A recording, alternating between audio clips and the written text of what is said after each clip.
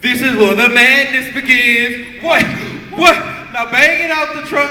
I'm the man with the madness. Some might disagree with that. Some might not still feel those scars on their back, but mine seem to penetrate through my skin to my spine, delivering a divine philosophical thought to my mind. Now, because of my correlative comprehension skills, I have been labeled a madman to the general public because I uncompromisingly exploit the truth with reckless abandonment for you. You see, I know what you're thinking. You're sitting there, you're thinking to yourself, oh God, here's another black guy getting up there complaining again. I mean, come on now. Slavery's over. Obama's in office. You should get out there and beat somebody.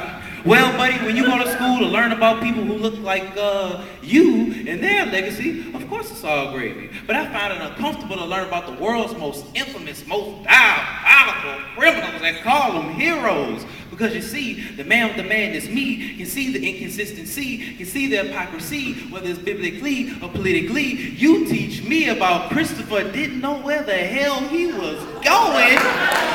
You teach me about people who thought the world's as flat as their adolescent IQs when all along the while the Moorish Empire in Spain was mapping out stars, trying to tell these European kings the world cannot be flat. Embarrassed and incompetent, European kings didn't want to comprehend that. But don't mind me, I'm just some crazy black guy who couldn't possibly know what he's talking about. But I do know this. I know Chris. Old Chrissy, he owned slaves. Yes he did. And he traded them like upper deck baseball cards. Now what type of legacy, what type of history is that to teach to my son or my daughter? Telling them to hold these criminals at high regard, telling them to take the time out of their day to think about the positivity of a pirate like Columbus raping a whole continent. But don't take it from me, I'm crazy. I'm Google for Google Bus. But the crazy man knows this though. The Pope, the P-O-P-E Pope, not the orange juice Pope, but the Pope. Wait. He licensed and commissioned and gave his blessings to the Spaniards and Portuguese to rob and kidnap and enslave black people.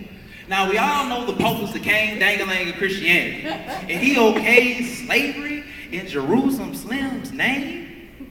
Okay, Jesus' name, orangutan titties, who cares? The point of the matter is, if black people didn't make any contributions to civilization, then why they always still in our concepts? Take for instance the Washington D.C. monument. That's an ancient African symbol of resurrection, which means the whole concept of resurrection comes from who, what, when, how, where? Black people. Now you're probably thinking to yourself, what is this dude getting at? Why is he pacing back and forth like that? I'm getting at this. I'm getting at the fact that they don't teach us about the truth in school. And because I know it and I viciously exploit it, I've been labeled a crazy man. But you know what? So what? I'll be that crazy man who's making love to liberated minds with protection. Call me a madman with a blessing, because other people have been half-stepping. Oh God, the moonwalk was way. No.